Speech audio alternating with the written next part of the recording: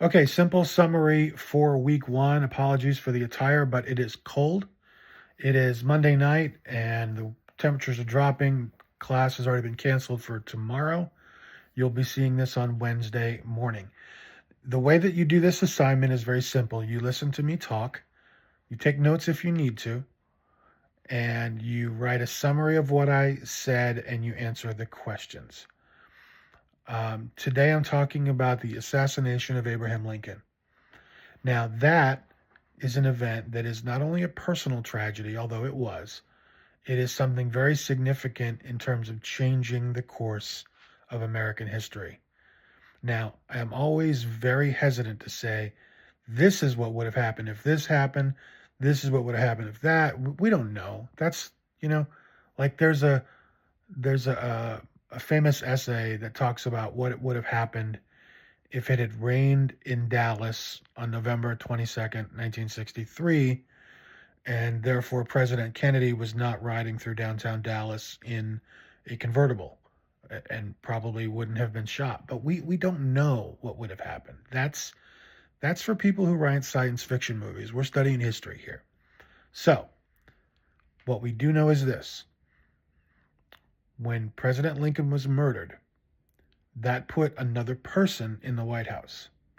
And that other person did not have the generosity towards the South that Lincoln had. Lincoln wanted Reconstruction to be as pain-free and as generous and as friendly as it could be. The process of bringing the southern states back into the Union. He wanted that to go smoothly.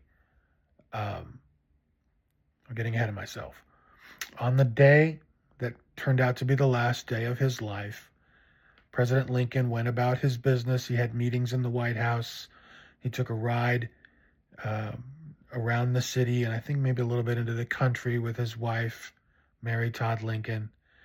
And after 4 years of the war, after 4 years of the crushing responsibility of being president during the war, April 14th, that Friday, his mood finally started to improve. And he actually said to his wife, I feel like today is the day that the war has ended. And so he was scheduled to go to the theater that night. And this was something that he did pretty regularly. Keep in mind it's 1865. You're not going to the movies, there's no such thing. You're not watching television, there's no such thing. I'm looking at the Ohio State Notre Dame game up here behind me. There's no such thing back then. There's no football, there's no baseball, there's no basketball. There's a theater, there's books. You can hang out with your friends, and that's about it. Um, he did like to go to the theater. The terrible strain of the war. All he could really do to get a little relief is once in a while in the evening after a long day's work was to take a ride over to Ford's Theater or to Grover's Theater in Washington and see a show. And he liked to do that. But he did not really want to go on this night. It's just that he knew that people would be disappointed if he didn't show up. It had been in the newspapers that he was going to be there. And so he's like, okay, fine. And so he decides to go after all. Um, there was a person, I'm not going to get too much into details. I want you to get the basic ideas. So I'm not going to give you too many names and dates. But there was a person who in the White House that he usually said good night to when he left or at the end of the day. But good night, whatever, kind of casual greetings that people exchange in the hallway at work or wherever. For some reason, and nobody's quite sure why, when Lincoln left for the theater that night, instead of saying good night, he said goodbye. Now, does that mean he knew he wasn't coming back? No, it's just a strange coincidence. And the other thing that is kind of spooky, and this sounds like things that are made up, but this is pretty well sourced by real historians that this happened, that in the weeks before his assassination, Abraham Lincoln had a dream. And inside the dream, this is what happened. Inside the dream, he woke up and he heard voices and he heard crying and he heard sort of muffled noises. And so inside his dream, he went downstairs into the east room of the White House, which is on the first floor, and he saw a coffin draped in an American flag inside this dream. And he said to the guard, "Who is dead in the White House?" And in the dream, the guard said, "The president. He was shot by an assassin." And at that moment, inside the dream, the people in the background were crying and they made a very loud, wailing, moaning noise of grief. And it caused Lincoln to wake up in real life. Again, that sounds spooky and it sounds a little sketchy, but it actually apparently did happen. He dreamt about this. Now, I don't think it's that surprising if you think about it, because we remember Lincoln a certain way, right? History remembers him well. And the people of the Union had a great affection for him. But keep in mind, half the country hated his guts. And there had already been assassination attempts. Someone shot a hole through his hat when he was riding back from, well, it's kind of like the vacation home, basically. It was called the soldier's home. And he didn't have Secret Service protection back then. It didn't exist. They had tried to kidnap him when he was president-elect. They were going to kidnap him when he was coming by stopping his train and taking him off the train. So, you know, having a dream that someone is out to kill you is not that surprising when someone would very definitely, a lot of someones would very definitely like to kill you. So, of course, he didn't know that. He thought he was going to a show that night, and he was. He went to a production of a play called Our American Cousin. It was a comedy. He and his wife and were accompanied by a couple of other people. I don't want to get too much into details. I'm already conscious of the time here. And while he was there, an actor named John Wilkes Booth, who came into the theater, someone who was well known, someone who had performed in that theater. He was so well known that his mail was delivered to that theater, and that's where he would go every day and get his mail. So he knew every inch of that theater. He knew every nook and every cranny. He knew how things worked. He knew what doors to go in and out of. He knew the people.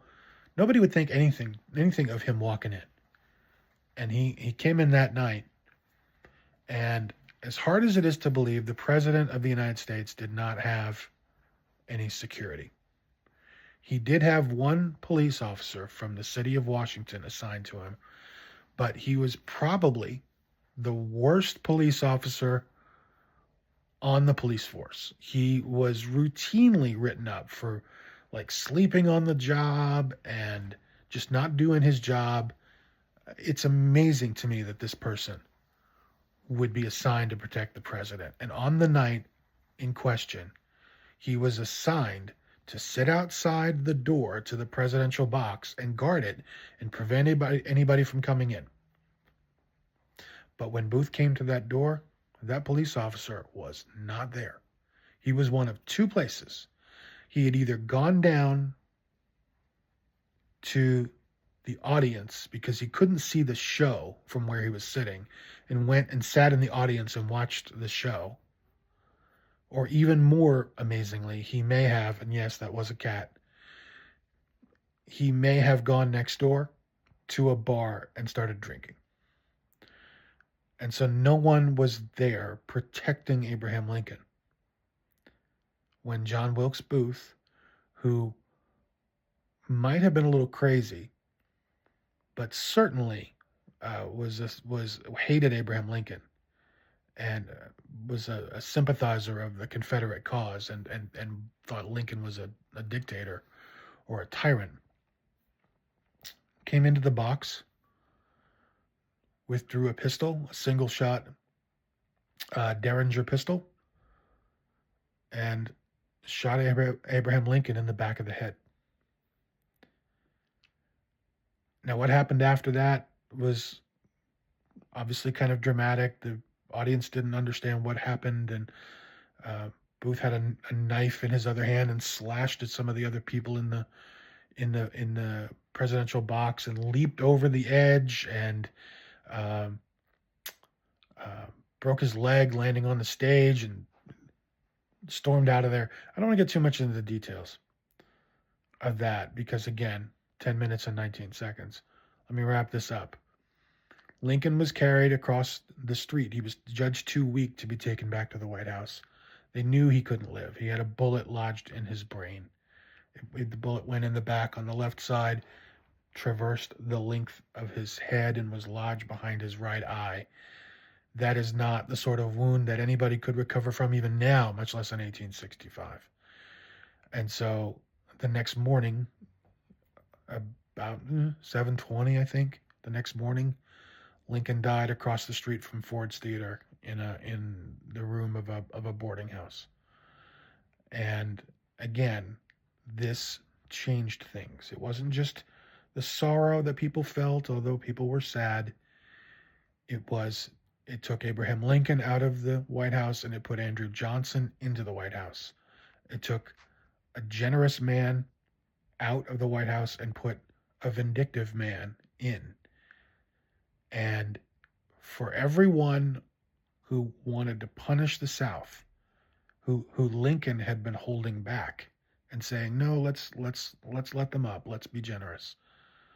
Now those people got their way, and Reconstruction, which we're talking about this week, was much worse for the South than it otherwise would have been. Okay, that's it for Simple Summary. Write this in your own words. Do not AI this. Write it in your own words. Answer the questions.